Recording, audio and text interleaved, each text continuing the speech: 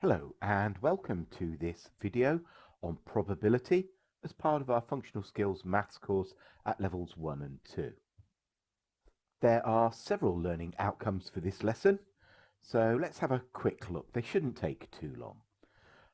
The first one is to understand the probability on a scale from 0, impossible, to 1, certain, and use probabilities to compare the likelihood of events. We also need to use equally likely outcomes to find probabilities of simple events and express them as fractions. For example, the probability of heads when you flip a coin. The third learning outcome is to work out the probability of what we call combined events, including the use of diagrams and tables, including two-way tables. And then finally, we need to express probabilities as fractions, decimals, and percentages. Now, that final learning outcome we'll use quite early on because it's important that you understand that about probability from the start. So, what is probability? Well, probability is the chance of something happening. Whether it's flipping a coin, rolling a dice, or getting that much sought after green triangle in your tin of Quality Streets.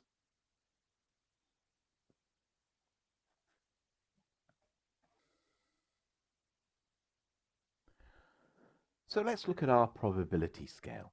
So if something is impossible and can't happen, for example, I roll the number 7 on a dice, then at this end of our scale, we have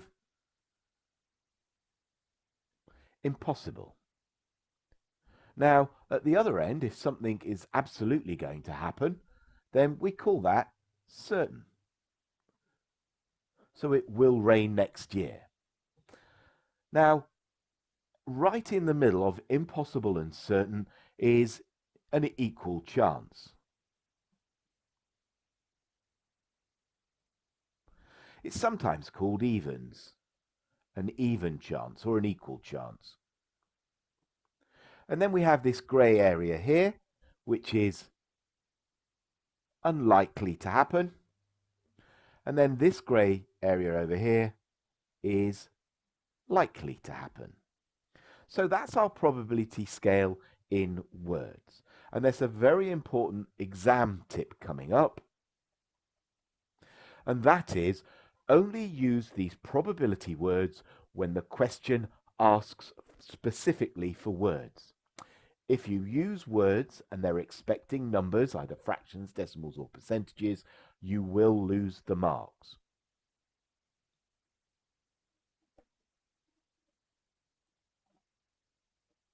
So let's look at this probability scale in practice. And here are some scenarios that we're going to place on our probability scale. Have a go yourself and pause the video. Okay, so what's the chance you'll be hit by lightning this afternoon? Well, it is a pretty rainy afternoon, but I think it's almost impossible, just a very slight bit above impossible. You will get a tail with a toss of a coin. Well, there's only a heads and a tails, so I think I've got an equal chance of getting that tail. You'll get a 4 with the roll of a dice. Well, there are 5 other numbers, so I reckon the probability is unlikely, and it's going to be down here somewhere. Then you've got you will sleep tonight. Well, I'm hoping I will. It's not quite certain, so just a little bit uncertain, and I would put my little arrow there to show that I will sleep tonight. And that's placing things on the probability scale. Now, although we have words to describe our probability scale, we really need numbers to quantify things mathematically. So the most common set of numbers we use are 0 at one end of our scale and 1 at the other. And then the equal chance, the place in the middle, we call a half. So we can use fractions to describe any point in this probability scale from 0 to 1. Now, from previous lessons, you must understand that there's a very strong link between fractions and decimals. So sometimes we use decimals for probability. And then finally, with fractions and decimals, there was the third set of units, which are percentages. So we understand that we can describe a probability as either a fraction, a decimal, and a percentage, and hopefully from previous lessons you can see how the three of them relate together, how to get from one to the other. Now, we choose fractions as the default for probability because of the way we form probabilities, but there's no reason why the probability can't be a decimal or a percentage.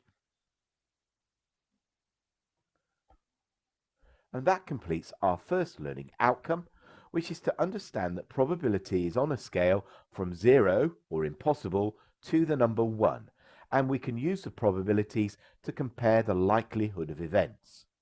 We've also kind of looked at the one on the bottom, where we're going to look at expressing probabilities as fractions, decimals, or percentages, because previous lessons we understand they're the same thing, just in a different format.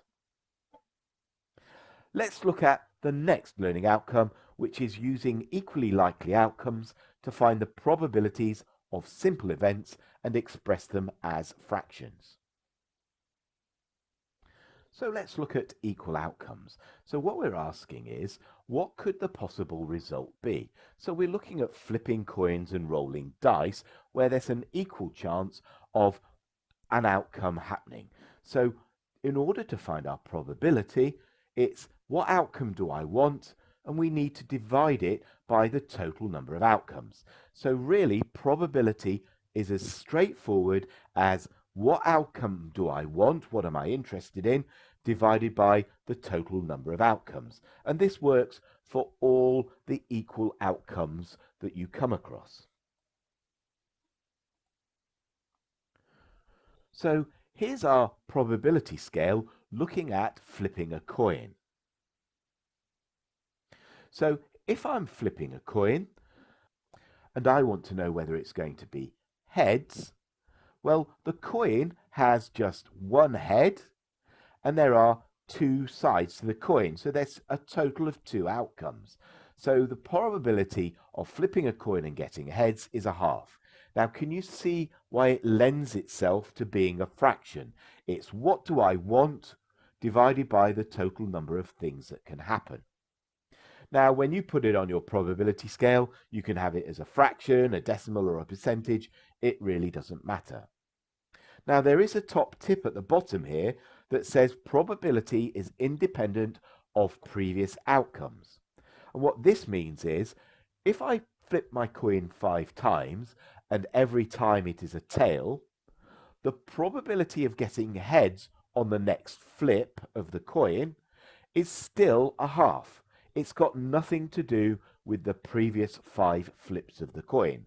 So probability is independent of previous outcomes. Now, if you have a probability of an equally likely event, then the way to calculate probability is as it always is. It's the outcome that I want divided by the total number of outcomes.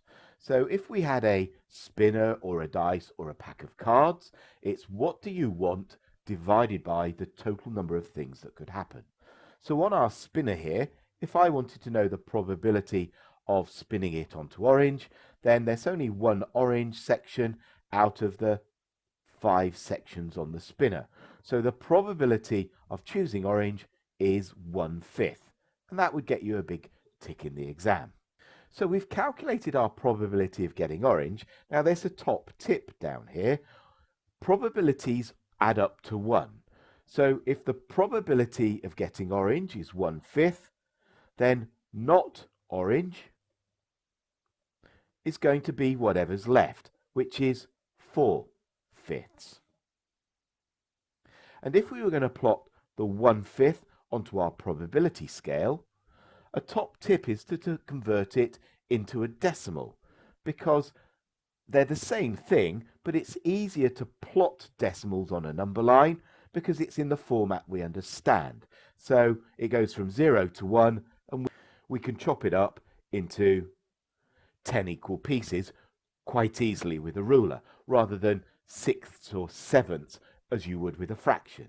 So convert your probability into a decimal using the SD button on your calculator, or divide your numerator by your denominator, and it's 0.2. So if that's 0.1, this is 0.2, and that's where our arrow would point for the probability of orange. So you can see that's the probability for it being orange, and then not orange is whatever is left. So probability always adds up to 1. And that completes the second learning outcome. That is to use equally likely outcomes to find the probabilities of simple events and express them as fractions. Now let's look at working out the probability of combined events, including the use of diagrams and tables, including two-way tables. Now, if you have a probability of something that doesn't have an equally likely spread of outcomes, then all you do is what we've done up to now. The probability of something happening is what am I interested in divided by the total number of outcomes.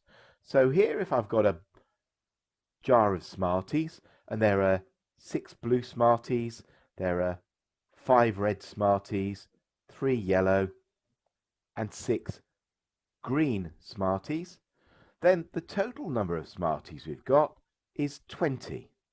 So what's the probability of picking out a blue Smartie?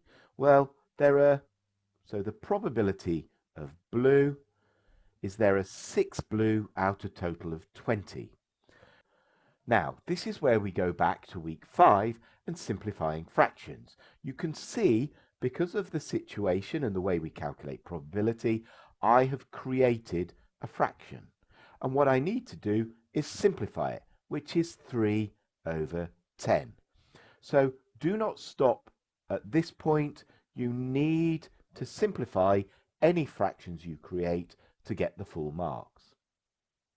Now, you've got your 3/10. If we want to plot that on the probability scale, you should understand that that is the decimal 0.3, because that's what 0.3 means, 3/10.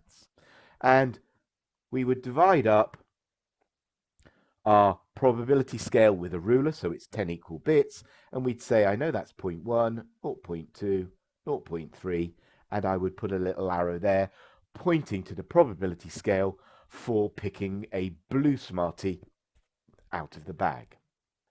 So here's a question for you. Mahini has bought a box of apples into work to share with her colleagues. There are 5 green apples and 9 red apples. What is the probability of picking a red apple out of the box at random? And also show this on your probability scale. So the probability is, what do we want? Well, we want the red apples. So there are 9 red apples. And what do we divide by? The total number of apples. So 5 plus 9 is 14. So it's 9 over 14. Can we simplify it? So we've created a fraction. No, we can't. 2 doesn't divide into them, 3 doesn't divide into them, 4 doesn't divide into them, 5 doesn't divide into them, and then we can stop. So our probability of choosing a red apple is 9 over 14. Now, if you're given a probability scale and told to put an arrow to show that probability, then the best way to do this is as a decimal, because we relate to decimals because we can see how to divide the number line up really quickly and easily. It's like a ruler. So work out your probability as a decimal, and you get 0.642, and there's a bit of a recurrence in there as well. But because it's going on the number line, it's not going to be super accurate. So we go to 0.6, which is here, and 6.5 is there. So 6.4, if we're going to put an arrow down, would roughly go here for your marks for plotting the probability on the number line. Let's try this again with another example. Sam is a hockey coach. She divides a team of 16 players by asking each player to draw a ticket out of the hat. The hat contains 4 blue, 4 green, 4 red, and 4 yellow tickets.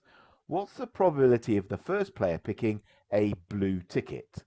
Well, there are 4 blue tickets, so our probability is the one we want is 4. There are 4 blue out of a total of 16 tickets. Now, we have created a fraction, so the first thing you need to look at is, can we simplify it? Yes, we can. They both divide by 4, so it's 1/4. So the probability we want is 1/4. Now, if we had to plot that on our probability scale, 0, 1, 0.5, you should be aware that 1/4 is 0.25. And if we use our ruler to divide up our probability scale nice and evenly, then 0.1, 0.2, 0.25 is roughly there. So an arrow pointing at our probability scale here would get you the additional marks. Now, another way you can be given probabilities is a follow-on question from something like a tally. So here we have a tally of people's favourite colours, and we've asked 15 people. And the question could go along the lines of, what is the probability that somebody likes red? And plot this on a probability scale. So the probability of red is 3 people like red out of 15. Now I've created a fraction, so I need to simplify it, and they both divide by 3. So 1/5 gets you the marks. Then to plot it on a probability scale, I'd always go for my decimals, and I divide it up nice and evenly using my ruler, and I would say 1/5 I know is the decimal 0.2. Go to 0.2 and put a lovely arrow above 0.2 on your probability scale to get that second mark. Now let's look at multiple outcomes of events, and this is a level 2 question. And this is where you would do something like predict the outcome of 2 spinners. So if I predict the 2 spinners, what are all the outcomes? Or if I roll 2 dice, what are all the possible outcomes? Now there's a technique behind this, and it involves creating tables, because one of your outcomes, let's say this spinner on the left, would be 1, 2, 3, and 4. And you would create a table for all your possible outcomes, because on the other spinner you've got green, red, orange, purple, and blue. Excuse my sketchy drawing. Okay, so the way to do multiple outcomes of events is to create a table so that you don't miss any. So one of the outcomes could be 1 and green. Another outcome could be 2 and green. And you would go around and populate the whole table, and it would tell you all of the possible outcomes for those 2 things being combined. If you had to do it for 2 dice, it would look like this, where you have 1, 2, 3, 4, 5, 6 on one dice, 1, 2, 3, 4, 5, 6 on the other dice. And then the outcomes, when you add the 2 dice, would be one dice would be 1, another dice would be 1, and you would get 2. So what we're looking at here are all the possible outcomes on rolling 2 dice and adding the totals together. So if you wanted to find the probability of a total of 5 when you roll 2 dice, then there are 1, 2, 3, 4 possible outcomes out of a total of 1, 2, 3, 4, 5, 6 by 6, 36 outcomes. So for rolling a total of 5, you have 4 over 36, which when you simplify it is 1/9. Let's look at this multiple outcome tables and see if we can answer some questions. So here we have 2 spinners. One has 1, 2, 3, 4 on it, the other has ABC. Complete the two-way table and then answer the questions. So the outcomes are an A on one and a 1 on the other. So you're just going to go through the table and fill in all of the possible outcomes. And then to answer the questions, it says one of the spinners shows the letter B. So if it has the letter B on, there are 4 possible outcomes out of the 12 that we have. And when we simplify it, we end up with 1/3. For question C, one of the spinners shows the number 3. Well, there are 3 possible outcomes out of the 12 that have the number 3 on them. So that would be 1/4. The spinner lands on C2. So there's only one C2 out of 12 possible outcomes. And then the spinner shows an A with an odd number. So there is 2 A's with an odd number out of the 12 total outcomes, which when we simplify it is 1/6. Did you manage to get these? And that completes the third learning outcome, which is to work out the probability of combined events, including the use of diagrams and tables, including two-way tables. Next, we're going to finish off by expressing probabilities as fractions, decimals, and percentages. Now, we know from our probability scale that our probability scale can be fractions, decimals, or percentages. And it really doesn't matter which format you use. We did say plotting them is probably easiest to convert everything into decimals. But you have to understand that probability always adds up to 1 or 100%. So if the probability of my car breaking down on the way to work is 25%, then the probability of it not breaking down would be 75%. If I said the probability of picking out a toffee in a tin of Quality Streets is 0.4, then the probability of not getting a toffee would be 0.6. And finally, the probability of Liverpool winning the league is 3/5, then the probability of them not winning the league would be 2/5. So you need this ability to understand that probabilities add up to 1 or 100%. Let's have a quick look at that. So there's a 60% chance that a football team will win their next match. The probability they will lose is 30%. So what's the probability they will draw? Well, we've got 60 for a win and 30 for a loss. So we've got a total of 90 at the moment. So the draw must be 100%, take away the 90, which is 10%. This time, a question involving fractions. The probability Emily is going to pass her maths exam is 11/15. What is the probability she will fail? So if she passes, and it's 11/15, we know from our fractions lesson in week 5 that what's left must be 4/15, because the numerators need to add up to 15. So the probability she will fail is 4/15. The same thing, but this time in decimals.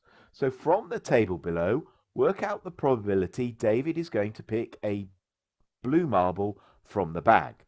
So we know the probability of the other colours, so we need to add them up. 0.756. And then because we know probability adds up to 1 and there's only one that's missing, then 1 take away 0.756 means that whatever's left must be for blue. So the probability he's going to pick a blue marble is 0.244. Here's another example for you to have a go at. A survey into train reliability showed that the probability the London to Manchester train was on time was 0.779, and the probability the train was early was 0.02. What's the probability the train was late? So it's in decimals, so we know that our decimals add up to 1. So if we take away the two probabilities we do know, that's the train's on time and it's going to be early, it will leave us with the probability of the train being late. And that leaves us with 0.201. So the probability the train is going to be late is 0.201. Now, sometimes you could be given the probability of something happening and then that thing happening a number of times. So if I say to you the probability of a coin landing on heads is 0.5 and I flip the coin 10 times, how many times would you expect to get heads? And it's the probability times the number of times you do something. So 10 times 0.5, which gives us 5 times. So sometimes when you're given the probability, you multiply it by the number of times you're going to do the event, and it should tell you the likely number of times that it's. So here's another example of that. So the probability of a hockey team winning is 0.3. And if they play 20 matches, so we multiply it by the number of times you're going to try that thing, you get 6 games that they should win in those 20 matches. Same again for this one. So predicting outcomes from probabilities. So the spin is made up of 5 colors. If I spin it 30 times, how many times would you expect to get yellow? So yellow is 1/5, and it's of the 30 spins. Remember our basics from week 5 on fractions. Don't do that. Do that, and it goes in a nice number of times. So 1 times 6 is 6 times. I would expect to get yellow 6 times. The final thing to do with probability are what we call probability trees. This is where when you have an equal outcome of something, you do it again. So when you're flipping a coin, you're trying to work out the probability of it landing on heads twice, then you're relating the 2 outcomes together. So the flip of the first coin could either be heads or tails. And then the flip of the second coin could be heads or tails. So you end up with heads, heads, or heads, tails. The flip of the coin could be tails, and then you could get heads on the next go. So it could be tails, then heads. And then finally, when you flip the coin twice, it could be tails and then tails. Now, the probability tree gives you the outcomes from these 2 related events. So you're going to flip the coin twice, and you could ask, what's the probability of getting heads twice? Well, there's only one outcome that gives me heads twice when I flip it twice out of the 1, 2, 3, 4 possible outcomes. So when I flip a coin, the probability of it being heads twice is 1/4.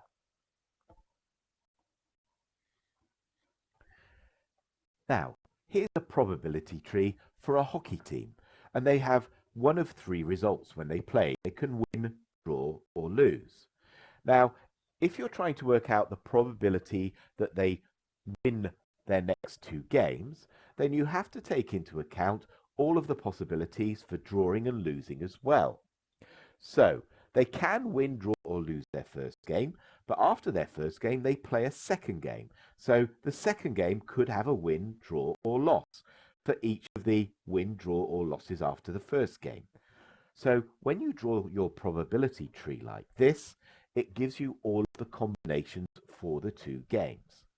So, if we're trying to work out what the probability is for them winning 2 games, well, there's only one outcome that they can win the 2 games out of 1, 2, 3, 4, 5, 6, 7, 8, 9 combinations of results. So the probability that the hockey team win their 2 games is 1/9. And finally, a couple have 2 babies. What is the probability they are both males? So to complete our probability tree, if the first baby's a male, the second could be a male or a female. And then if the first baby is a female, the second could be a male or a female.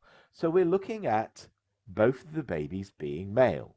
So there's only one outcome, because this is male, male, this is male, female, This is female male, and this is female female. So there's only one outcome out of the 4 where both of the babies are male.